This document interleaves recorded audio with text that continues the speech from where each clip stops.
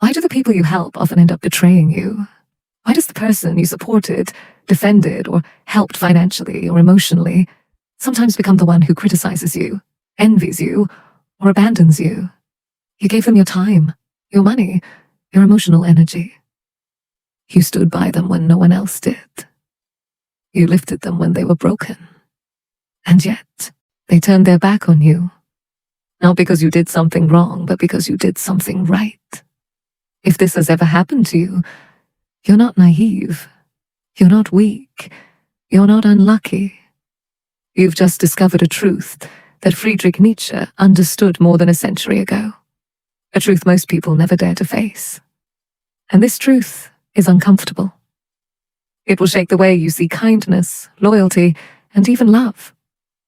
Today we are going to explore the dark psychology behind betrayal, gratitude, ego, and why helping can paradoxically destroy a relationship. We will uncover why your greatest kindness can become your greatest wound. Why the person you saved may one day want to see you fall. Stay until the end, because the final lesson could change the way you help others forever. It might even save you from the next person you trust. 1. The truth no one wants to hear. Nietzsche asserted a disturbing idea. The one who receives a great help can sometimes come to hate their benefactor. Why?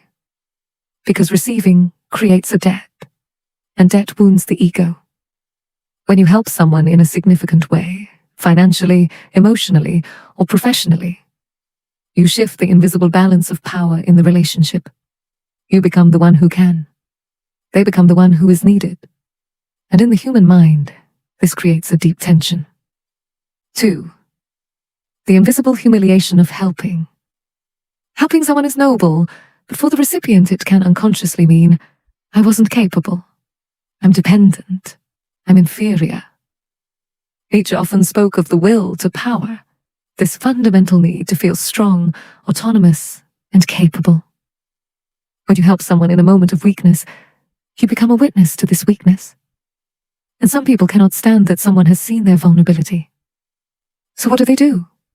They reject the source of the discomfort. Sometimes they reject you. 3. Why gratitude turns into resentment. At first the person is grateful, but over time a subtle psychological mechanism kicks in.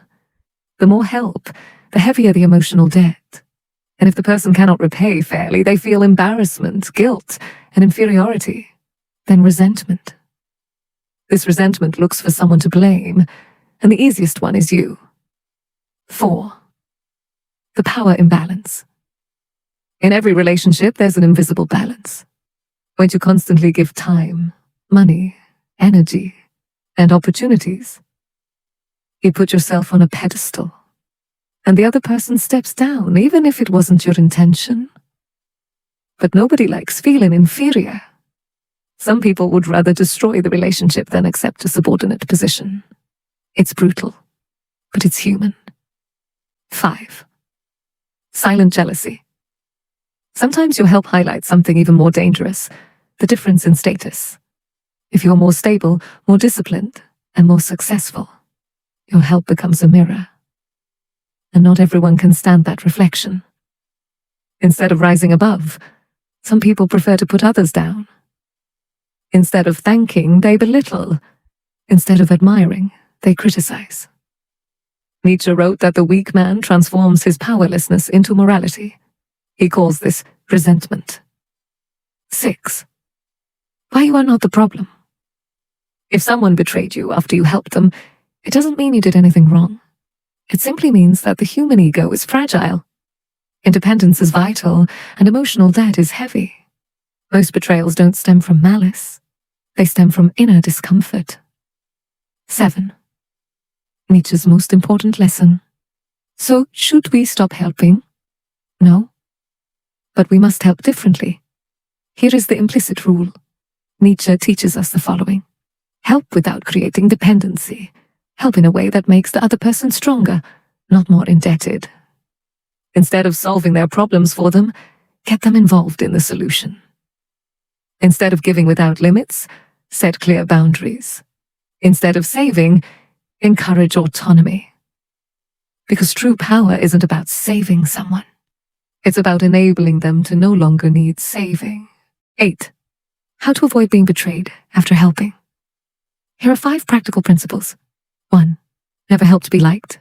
2. Never expect eternal gratitude. 3. Never remind others of what you've done. 4. Only help if you're prepared to receive nothing in return. 5. Don't give to the point of unbalancing the relationship. Emotional maturity consists of giving freely and accepting that not everyone will be able to carry what you offer. 9. The final truth. Strong people appreciate help. Weak people experience it as a threat. This isn't a hard and fast rule, but it's a common pattern. One that plays out silently in friendships, families, and workplaces every single day. And understanding this simple yet brutal truth will save you a lot of unnecessary pain, self-doubt, and heartbreak. If this video resonated with you, it's probably because you've been in this situation before. You've felt the sting of betrayal after giving your best. You've asked yourself, what did I do wrong?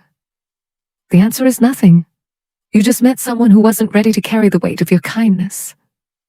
The next time you help someone, remember these 3 golden rules. Helping isn't saving. Loving isn't forgetting yourself. Giving isn't sacrificing yourself. You are not responsible for fixing everyone who crosses your path. Sometimes the greatest wisdom is letting others learn on their own, even if that means watching them fall. Because real strength isn't in how many people you rescue. It's in knowing when to step back and let life teach its own lessons. If you want more videos on human psychology, the philosophy of Friedrich Nietzsche, deep personal development, psychological manipulation, and invisible power dynamics, subscribe now. Because understanding the human soul isn't just wisdom. It's taking back control of your life, your peace, and your future. Don't just watch, learn, grow, and never be a victim of your own kindness again.